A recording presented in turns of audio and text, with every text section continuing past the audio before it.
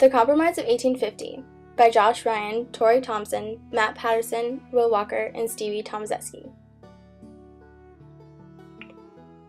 Between 1840 and 1860, the federal government tried to prevent breakout of civil war over the issue of slavery.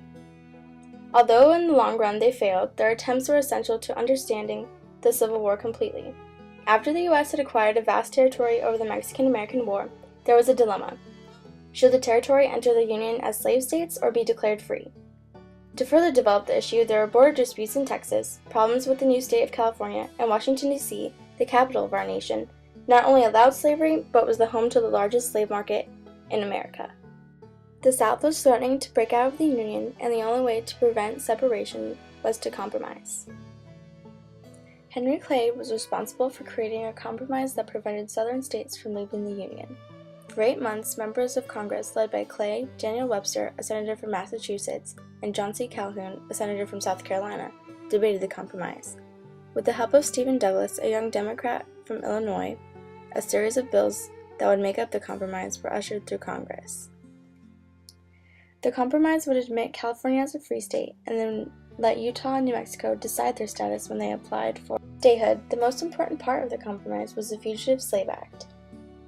This act held citizens of the United States responsible for helping runaway slaves return to their owners. People who had found these slaves would give them to the government for a reward. A commission was signed to decide if black slaves would go free or return back into the life of slavery. Unfortunately, the new law was taken advantage of.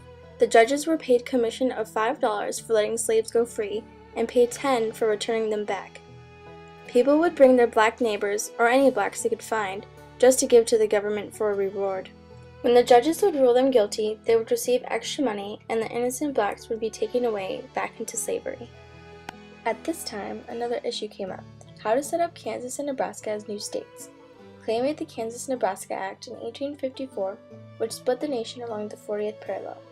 Any new states above it would become free, and anything below it would be slave states. The act allowed Kansas and Nebraska to vote on what kind of state they would be. But the drawback of allowing Kansas and Nebraska to vote was that it caused border disputes, such as Bleeding Kansas, which was deemed as a period of civil unrest between pro-slavery and anti-slavery advocates for the control over Kansas's territory. Sporadic battles continued until Kansas was admitted as a free state in 1861. The effects of the Kansas-Nebraska Act were anything but reassuring for those hoping for peace.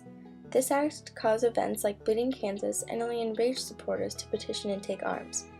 However, during this time, the Republican Party was formed. These events attempted to create peace in the Union, but only spiraled the nation to civil war. Henry Clay wrote the Compromise of 1850. It was meant to resolve a situation that became a bit shifty.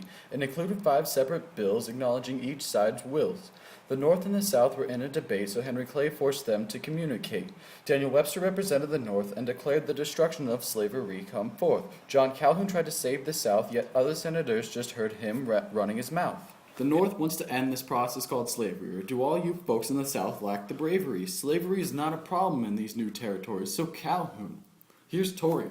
My name is Torrey, and here's my story. I'm from the great new territory called AZ, and me and my people think it should be free. There's a controversy down on Pennsylvania Avenue. They need to stop the slave trade and decrease the revenue. And as for California, I got a problem with that. It needs to be free, and that's just that. I'm a real big rapper from down in SC, and down here we support slavery. We need money from Texas to resolve problemos for more with the Mexican amigos. We need some help with our runaways because 20K have gone up to Canada. Eh? But good business is bound to come around because slaves get caught, get sent back down.